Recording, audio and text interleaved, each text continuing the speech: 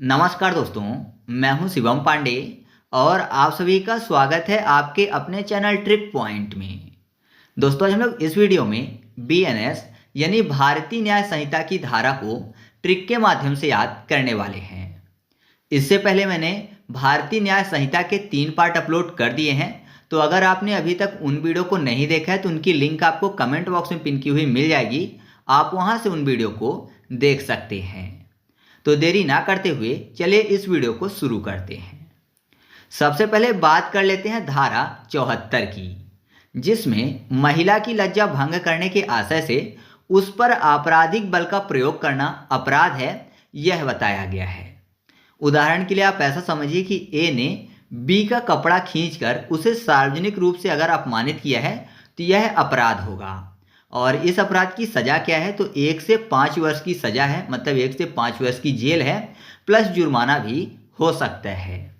तो कैसे याद रखेंगे, यहाँ पर लज्जा भंग की बात हो रही है, तो लज्जा मतलब लाज शर्म की बात हो रही है। तो आपको पता है कि लोग चाहत में लाज शर्म भी खो बैठते हैं, है ना। चाहत में लोग लाज शर्म भी खो बैठते हैं, तो चाहत से 74 हो जाएगा। तो याद रखिएगा कि धारा 74 में महिला की लज्जा भंग करने के आशय से उस पर आपराधिक बल का प्रयोग शामिल है। इसके बाद अगला है धारा 75, जिसमें लैंगिक या फिर यौन उत्पीड़न की बात कही गई है ना। कहीं कहीं आपको लैंगिक उत्पीड़न लिखा हुआ मिल जाएगा और कहीं कहीं यौन उत्पीड़न, एक ही बात है।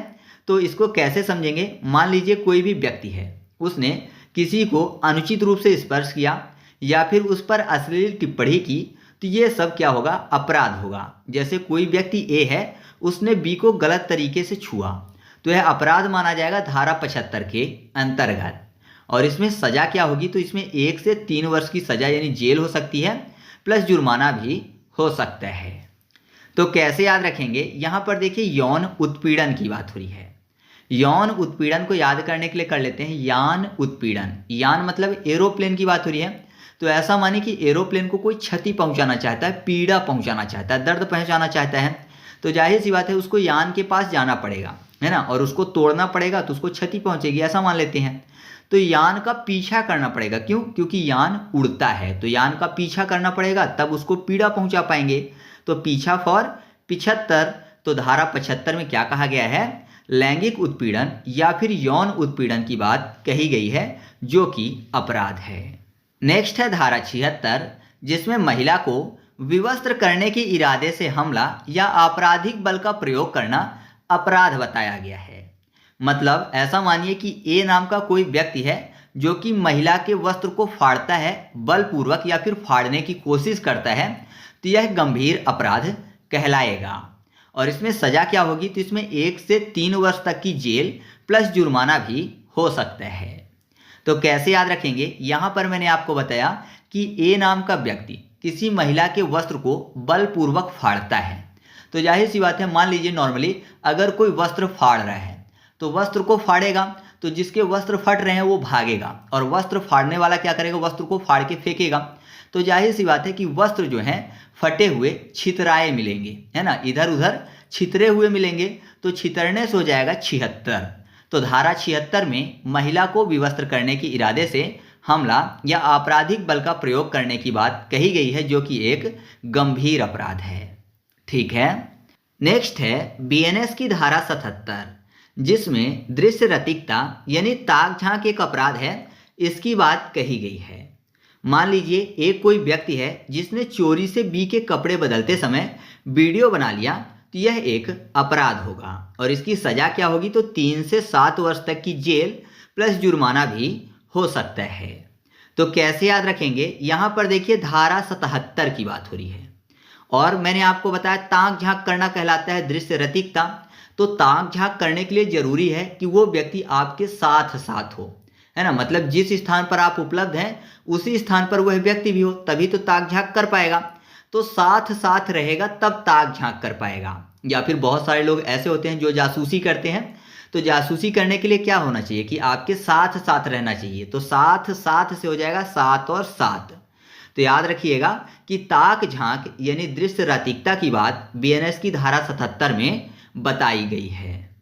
फिर अगला धारा 78, जिसमें पीछा करने की बात कही गई है। मान लीजिए कोई व्यक्ति है जो किसी महिला का पीछा करता है या बार बार उसको कॉल करके परेशान करता है या सोशल मीडिया पर परेशान करता है, तो यह एक अपराध होगा। अगर आपके साथ भी ऐसा कोई करता है तो आप उसकी रिपोर्ट लिखवा सकते हो। और इसकी सज़ा क्या होगी? तो इसकी सज़ा होगी 3 से 5 साल की जेल प्लस जुर्माना। कैसे याद रखेंगे? पीछा करना लिखा हुआ है, तो ऐसा मानिए कि कोई व्यक्ति है जो पीछे खड़ा हुआ है और बहुत जल्दी में है, तो पीछे खड़ा हुआ व्यक्ति अगर जल्दी में है तो आगे वाले को हटाने की कोशिश करेगा, है ना, बोलेगा हट तर, या फिर हटाने की कोशिश करेगा। हटाना फॉर हटत्तर यानी 78 हो जाएगा, हटा 78। ठीक है, तो आप ऐसे याद रखिएगा कि धारा 78 में पीछा करने की बात कही गई है। ठीक है, नेक्स्ट है धारा 79, जिसमें शब्द अंग विक्षेप कार्य जो किसी महिला को लज्जा का अनादर करने के लिए आशयित हैं वह अपराध होगा। मतलब ऐसा मानिए कि ए ने बी के लिए सार्वजनिक रूप से गलत इशारा किया या गलत शब्द का प्रयोग किया, तो यह अपराध कहलाएगा। इसके लिए सजा क्या है? तो 3 वर्ष की सजा है, मतलब 3 वर्ष की जेल है प्लस जुर्माना भी हो सकता है। कैसे याद रखेंगे? तो यहाँ पर देखिए 79 में आपको शब्द मिल जाएगा उ नासी, यानी किसी के लिए आप गलत शब्द बोल रहे हैं तो उ आपकी ज़िंदगी नाश सकता है, मतलब आपकी ज़िंदगी खराब कर सकते हैं, है ना। अगर आप किसी को गलत शब्द बोलेंगे सार्वजनिक रूप से तो आपको 3 साल की जेल हो सकती है प्लस जुर्माना हो सकता है। तो जाहिर सी बात है कि आपकी ज़िंदगी नाश सकता है क्या? एक गलत शब्द। तो आप ऐसे याद रखिएगा कि धारा 79 में शब्द अंग विक्षेप कार्य जो किसी महिला की लज्जा का अनादर करने के लिए आशयित हैं यह अपराध होगा, कहा गया है धारा 79 में। फिर अगला है धारा 80, जिसमें दहेज मृत्यु की बात कही गई है। यदि किसी महिला की मृत्यु दहेज के कारण होती है और यह विवाह के 7 वर्ष के भीतर हुआ है तो पति और ससुराल वाले जिम्मेदार होंगे। और इसमें सजा क्या होगी? तो 7 वर्ष से लेकर आजीवन कारावास तक की सजा हो सकती है प्लस साथ में जुर्माना भी हो सकता है। कैसे याद रखेंगे? यहाँ पर देखिए दहेज मृत्यु यानी दहेज की बात हो रही है, तो ऐसा मानिए कि अगर बहू दहेज लेकर आती है तो बहू कैसी है? अच्छी है। दहेज लेकर आती है बहू तो बहू अच्छी है, और दहेज लेकर नहीं आती तो उसकी मृत्यु हो जाती है। अच्छी फॉर 80, अगर तोतला व्यक्ति पढ़ेगा अच्छी तो 80, है ना। तो आप ऐसे याद रखिएगा कि धारा 80 में दहेज मृत्यु की बात कही गई है, जिसमें 7 वर्ष से लेकर आजीवन कारावास तक की जेल हो सकती है प्लस जुर्माना भी हो सकता है।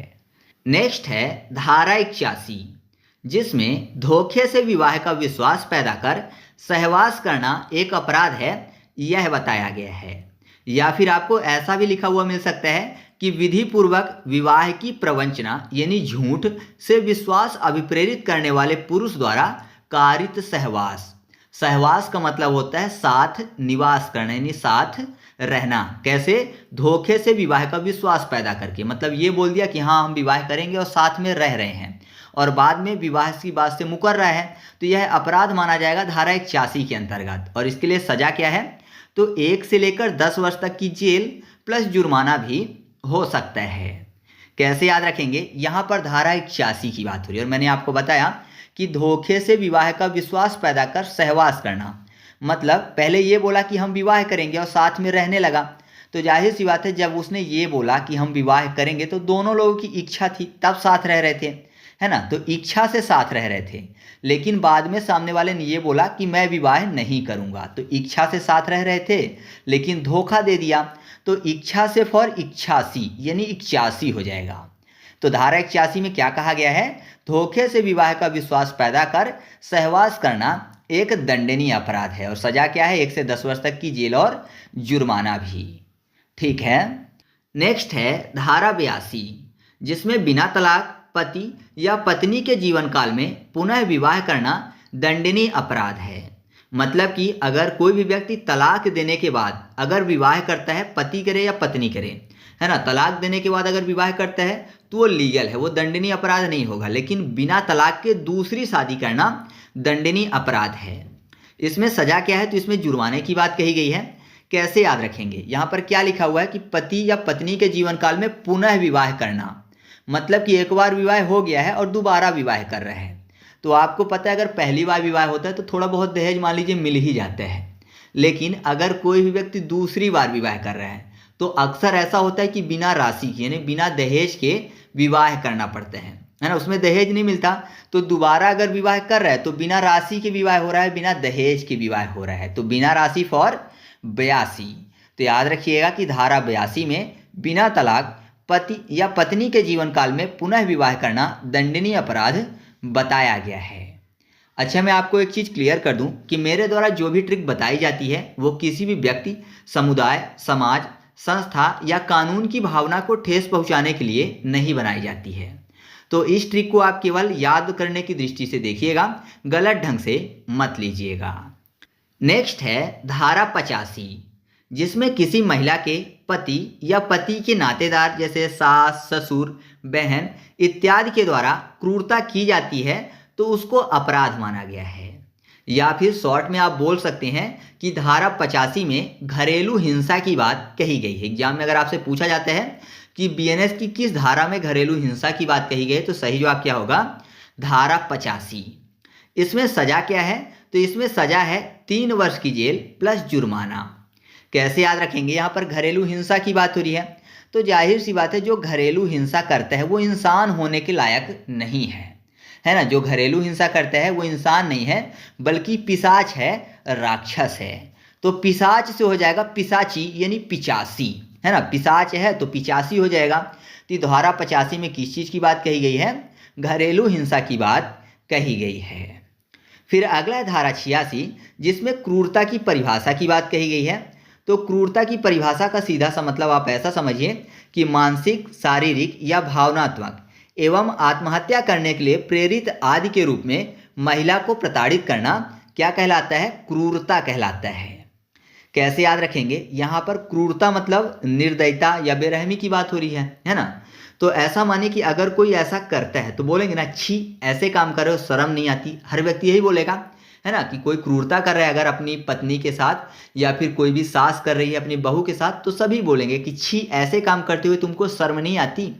तो छी ऐसी फॉर 86 हो जाएगा। तो याद रखिएगा कि धारा 86 में क्रूरता की परिभाषा की बात कही गई है। फिर अगला है धारा 88, जिसमें गर्भपात कारित करने की बात कही गई है। इसमें सजा क्या है? तो इसमें सजा है 3 से 7 वर्ष की जेल प्लस जुर्माना। कैसे याद रखेंगे? यहाँ पर गर्भपात कारित करना, तो ऐसा मानिए कि चाहे सहमति से हुआ हो या बिना सहमति, अगर गर्भपात कारित किया जाता है तो धारा 88 के अंतर्गत अपराध माना जाएगा। तो गर्भपात हो रहा है तो गर्भपात करने का मतलब कि उस गर्भ से सभी हेट कर रहे हैं, है ना। तो हेट करने के कारण, नफरत करने के कारण गर्भपात करने की कोशिश कर रहे हैं। जैसे पहले के समय में होता था नॉर्मली कि जब गर्भ में बच्ची होती थी यानी लड़कियां जब होती थी गर्भ में तो उनको मार दिया जाता था, तो सभी हेट करते थे लड़कियों से। तो हेट से हो जाएगा, हेट्स मतलब एट्स, हेट्स 8 मतलब 1 से अधिक 8 की बात हो रही है। एट्स 8 से अधिक, तो 2 बार 8 लिख लीजिए, तो 2 बार 8 मतलब 88। तो धारा 88 में गर्भपात कारित करने की बात कही गई है। उसमें सजा क्या है? तो 3 से 7 वर्ष की जेल प्लस जुर्माने की बात कही गई है।